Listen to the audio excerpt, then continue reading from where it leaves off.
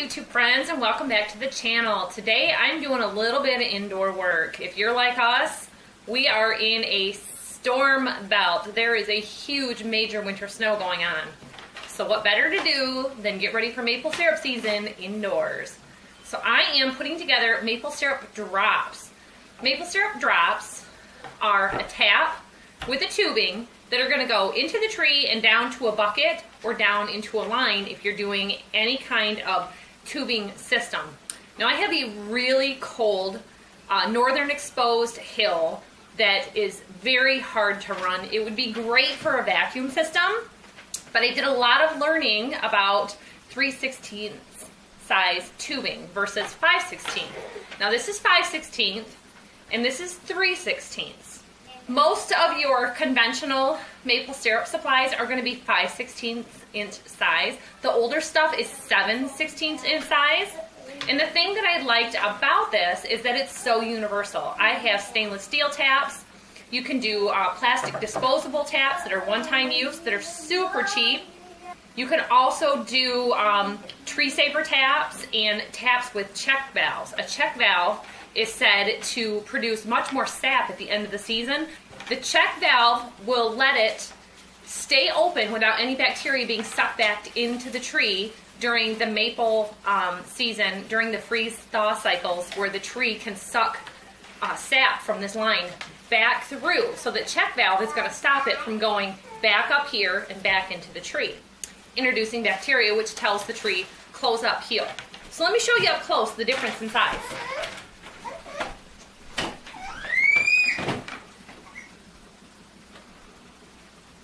So it's a very subtle difference.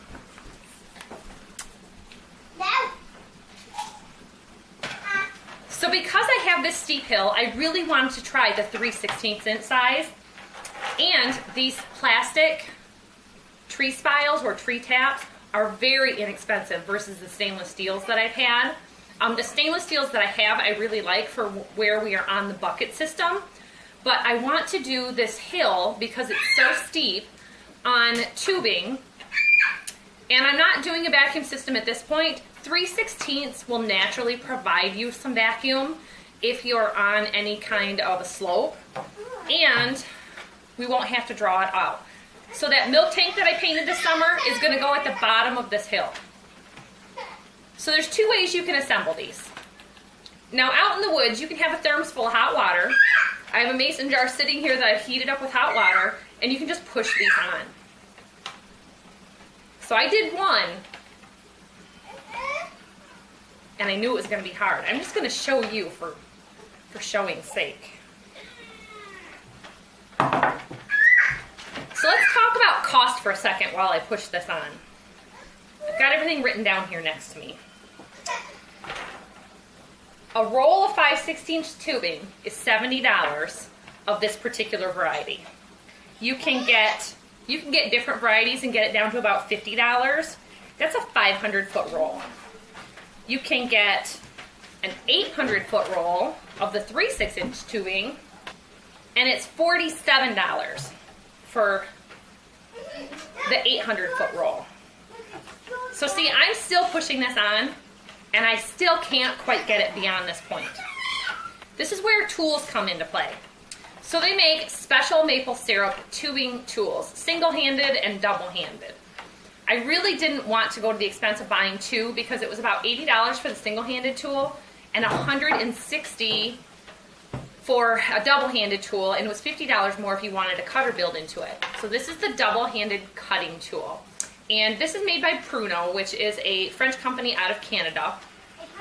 This is the 3/16 inch size, and basically it's two sets of vice grips on like a pair of loppers, and it pushes them together. So all we have to do, I'm going to finish this one just because I couldn't quite get it all by hand. Let me show you how far I could get it by hand. So see, I'm not quite up there. So to not have any vacuum leaks, or to have this fall off with the heat and the cold cycling, you want to have it all the way up to the top. So this is one all the way up to the top, same size. So back to talking about expenses. Maple syrup is a fun little hobby, but it's also a very costly little hobby. And that's why I've always done it on my cinder block arch. I can't see the microwave with the door open, honey. Trey, can you close the door? So just like that, I was able to push that in the rest of the way. So to carry around a thermos full of hot water, to have that tube sitting in there, it's going to cool off really fast. So there's better ways to do things, and it's having the right tool on hand to do it. Now your drops, you want at least 2 feet long, because a lot of times you're going to have to cut off some for bacteria or for removing the system. So all you have to do is stick that in there and pinch it down. Now, these are like threaded rod bolts that have been smoothed out partway through, and they don't take all the threads off, they take it off just part way so that it will still grip it and hold it in. And some people have said that if they have the 5/16 tubing, then they can kind of modify it to make it work.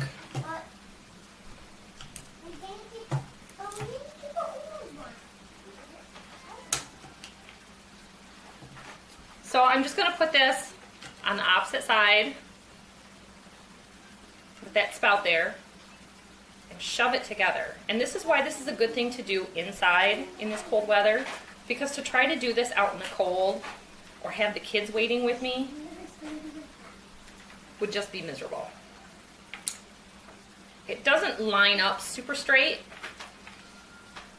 The idea of this tool is that you have got a tubing on each side and you're putting a T in, which we'll be doing that out in the woods. Now there's other brands of this. Leader apparently does not have one. I've seen a lot of other brands online, and I forget the names of all of them. Stop! But the cheapest I could find a single-handed tool was just under $80. So I seriously could not imagine trying to do this out in the woods with the kids waiting from tree to tree. It is already a time-consuming process, and they try to help, but boy, it's slow. Another thing to help you, to see how this is kind of going, I wasn't really looking at the twist of the tube. They sell them on these rolls, so it's best to have that opposite of how I've done it so that it can flow down and not get kinked. And a lot of times what people do is they'll wrap it around the tree like this, so it's kind of a spiral around the tree, and that's very, very helpful. So this is the double-handed tool for doing maple syrup tubing. So the cheapest I found the single-handed tool is about maybe $80. It might be worth looking into because it doesn't line up real great with this. So back to about cost. They have this cutting tool for about $13, and it's kind of like a pair of scissors. This, I have to do it, you know, with 2 hands. It doesn't open back up, and it doesn't have a spot like 4 scissors. They make a little single-handed snipper like this that you can get. That's probably about $5. I picked this up where they sell the PEX tubing at Menards, and I want to say this was about $5 or $6. Everything I can do to save $1 makes a huge difference, because the cost of one of these taps, when I was using the stainless steel, were $1 each. And that's why I'm trying this plastic and the tubing versus just the cost of the bucket. Because for a single drop, I think this ends up costing about 17 cents a foot to 15 cents a foot. These tabs cost about 29 cents a piece versus the $1 on the stainless steel for basically the same results. Now, I didn't know it when I picked them up, but they say D and G on it. These are not liter taps. You know, it was something that they didn't have marked in the book, and sometimes they'll switch them out. So apparently, they're just not offering them at Sugar Bush Supplies in Mason, but D&G is Dominion and Grimm, which is also a very good company. So, you know, if you can order things online and get the brand that you want, you know, that might be something worth looking into. A lot of times they say to not sanitize these and reuse them because you can get less sap results. There is a Cornell University expert that does everything on maple syrup. Really worth looking into. I picked up the maple syrup tubing book so I can learn as much as I can in the off season. I'd actually ordered it when that open house came along, and I had downloaded a free copy of it on the computer, but I will tell you it's 500 pages long, and I was not going to print that at home. It would cost me a fortune in paper and ink to be able to print that. So I called around to printing services. It was just cheaper to buy the book for about $30. It was on back order, so you know what? It just came, and I've had about 2 weeks to study it. This would be a perfect time right now for putting up maple syrup tubing before we got the snow this week, because it wasn't terrible bad. And you know, some places were already tapping trees up around the Adirondacks in New York, and even in some of our area. So if you want to do maple syrup tubing, you got to get to it. If you're doing buckets and drop lines, you just get your first week of freeze thaws, and the freeze thaw cycle is freezing at night, thawed during the day, and that's going to produce that pressure to push the maple sap out of the tree. So really good time to get started in this. If you do the 5/16 of these plastic taps, they are about 32 cents a piece. And if you buy things by the 100, you get a discount. So the 5/16 was $27 for 100, where these were $23 for 100. So there were some money-saving benefits to going to this 3/16 inch tubing on that hill. We have a vacuum system for dairy use that was left behind in our barn, and it runs. It's an old Surge vacuum pump. I also have my gas pump for my current milking system that you can use out there. The trouble is running it off of a generator. You basically have to build a little doghouse for it to keep it in from the weather. And you can pump that across flat land or uphill to wherever your sugar house is. Now we've got the old sugar shack out in the woods, but for cooking maple syrup and being out there all day long, I don't know if the kids can handle it. And honestly, we kind of do this stuff all together as a family, so I've always cooked it on cinder blocks up close to the house. So it's been really handy to work it out that way, but if I'm going to do it on a flat pan on cinder blocks, I'm going to have to go get a supply of cinder blocks, and I have my maple syrup evaporator ready to go. And that's why I posted that video of the bricking and putting together the maple syrup evaporator. Because boy, they tried sending me a video of it and it would not go through. And they tried sending me a slideshow and it would not go through. So I let them know, hey, I have to combine these all together in one video in one spot so that I can look at it and do it step by step. So that's kind of what I'm working on right now, and figuring out where am I going to do my cooking. I've got the old rabbit shed chicken coop, but it has a bad floor, it has a bad roof, and it's an old quarter crib, so it has kind of open siding. So we're just trying to figure out how we're kind of going to do everything this year, and we're kind of right up on a deadline. These things just kind of happened where we were doing hay all year, and there was just no time to really think about it. And anytime I did think about it, I thought, oh, I'll do a storage container, those shipping containers, or maybe I'll do a shed. And there's not much room in a shed to be able to walk around with a 2x6 evaporator, because all the sheds I've looked at are 8x10, and there is no height. I'd like a little loft so that I can put all my buckets up high, and this rabbit shed would be perfect for that because it is 12 by 23, and there are also rafters up high. But we're just kind of figuring out about supports, because there's some 2x4 supports for the sides, and maybe they don't need to be there. Half of them weren't there when we bought the place, and we put a few in just to be able to make the framework for the chicken coop. That building has doubled as a chicken coop, a rabbit shed, a tool shed, and you know, it's not really necessary for that. Plus it's up on blocks, so I can move it to any place else on the farm if we want to. But we've got the old sugar shack out in the woods, and it would be really easy to just pull out a milk tank to there if we wanted to do the vacuum system. Everything could be set up right in place. But as you know, I've got a house full of kids, and they're all demanding breakfast right now. They're over here pouring cereal and making a mess. So I'll tell you, the best way to do this is assembly line working. If you have other people to help you, that's a great way to do it.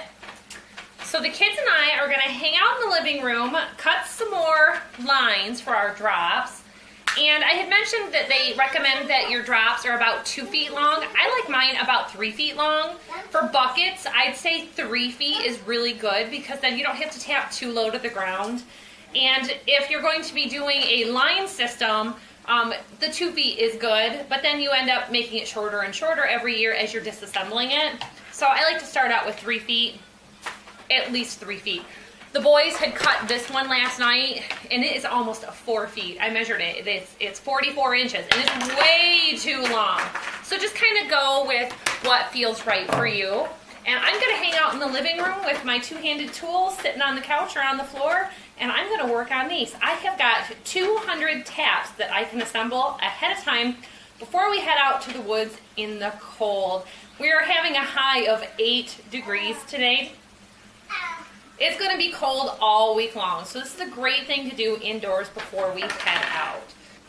And as always, there's plenty of maple syrup and honey available. If you go over to my channel and click on the link to Etsy, you can get a maple syrup or a honey delivered right to your door anytime. If you like this video, hit the thumbs up. Remember, down in the description, if you want to be part of the maple syrup or just funding my little hobbies, you can go ahead down there, click on the PayPal me at Mommy Milestones, and you can send a one-time donation to help grow the maple syrup sugar bush. Thanks for watching. We'll see y'all next time. Bye-bye.